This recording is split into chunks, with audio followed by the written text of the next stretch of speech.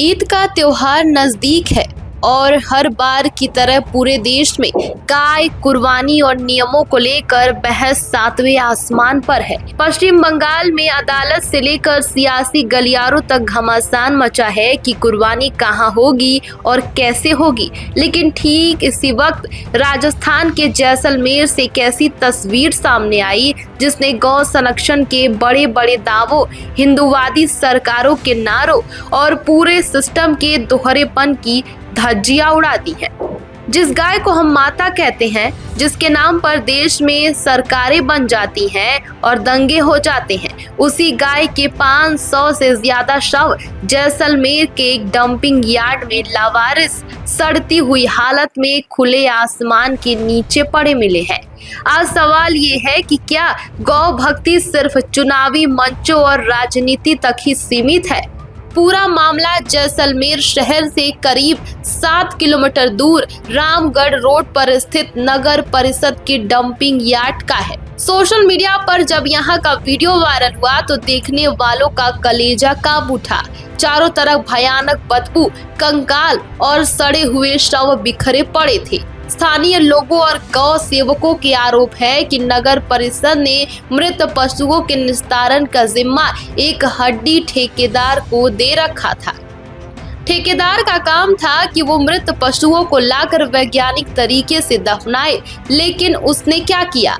पैसों के लालच में नियमों को ताक पर रखकर सैकड़ों गायों के शवों को खुले में सड़ने के लिए छोड़ दिया। जब गौ सेवक मौके पर पहुंचे तो ठेकेदारों के मजदूरों और जो लोगों ने कैमरे के सामने कहा, वो रोंगटे खड़े कर देने वाला है। उन्होंने साफ कहा, हमारा टेंडर गाय को लाकर सुखाने, काटने और उसकी हड्डियां बेचने का है। सोचिए, जिस समाज में गाय पूजनीय है, वहां सरकारी टेंडर के नाम पर ये खेल चल रहा है। जब वीडियो वायरल हुआ और चौतरफा थू थू होने लगी तो हमेशा की तरह सोया हुआ प्रशासन अचानक जाग गया। जैसलमेर की कलेक्टर अनुपमा जोरवाल ने तुरंत पूरे सिस्टम की रिपोर्ट तलब की। नगर परिषद आयुक्त लजपात सिंह सोडा ने आनन फानन में ठेकेदार को नोटिस थमाया। दलील दी गई कि लापरवाही की वजह से शव इकट्ठे हो गए थे। अब 3-3 जेसीबी लगाकर मिट्टी डलवाई जा रही है और ठेकेदार को ब्लैकलिस्ट करके उसकी ईएमडी राशि जब्त की जा रही है। लेकिन सवाल तो ये है कि प्रशासन इतने दिनों से सोया क्यों था? जब वहां हजारों गायें सड़ रही थी, तब अधिकारियों की गाड़ियां उस तरफ से क्यों नहीं गुजरी? स्थानीय लोगों का तो ये भी आरोप है कि जब उन्होंने अपने विधायक से इस बारे में बात करने की कोशिश की तो उनके पास समय ही नहीं था।